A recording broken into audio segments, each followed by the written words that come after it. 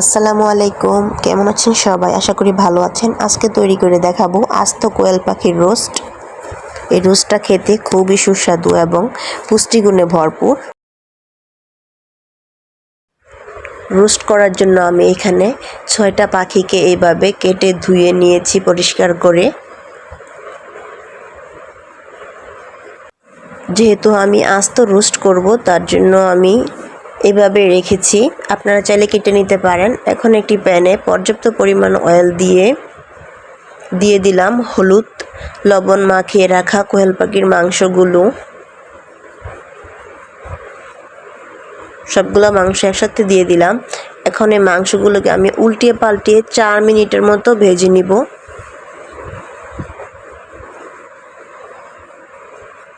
ভেজে নেওয়া হয়ে গেলে এখন তুলে নিচ্ছি। এখন আমি একই প্যানে দিয়ে দিলাম 1 কাপ পেঁয়াজ কুচি। পেঁয়াজটাকে দিয়ে নেড়েচেড়ে এখানে দিয়ে দিলাম 3টা সাদা এলাচ, একটা বড় কালো এলাচ,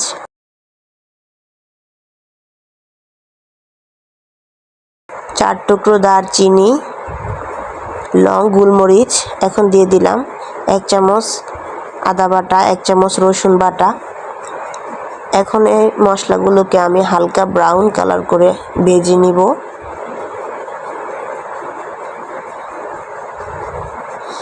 এখন এখানে দিয়ে দিলাম 1 কাপের মতো পানি। পানিটা দিয়ে এখানে আমি দিয়ে দিলাম 4 কাপের 1 কাপের মতো বাসায় বানানো টমেটো কেচাপ। আরও দিয়ে দিলাম এখানে 1 কাপ টক দই।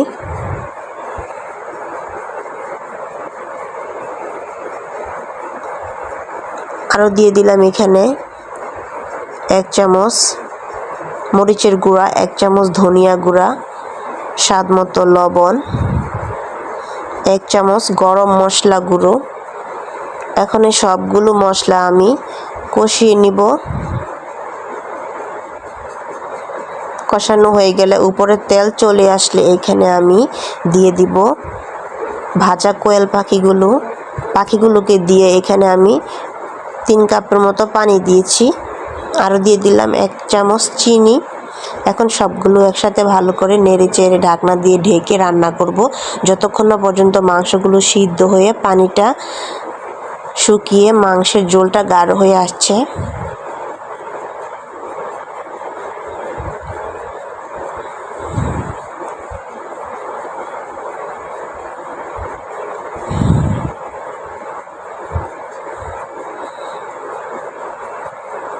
বিশ মিনিট পর ঢাকনাটা খুলে এখানে দিয়ে দিলাম 4 থেকে 5টা কাঁচামরিচ।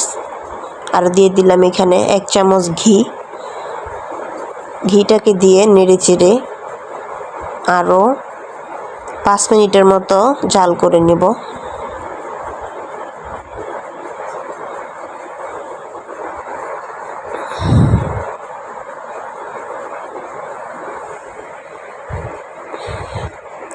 এখন জালটা অফ করে চুলা থেকে নামিয়ে নিব।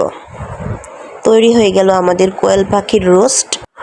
এই রোস্টটা খেতে খুবই সুস্বাদু। বাসায় তৈরি করলে যে কেউ পছন্দ করবে। ভিডিওটি ভালো লাগলে আমার চ্যানেলটিকে অবশ্যই সাবস্ক্রাইব করবেন। আল্লাহ হাফেজ।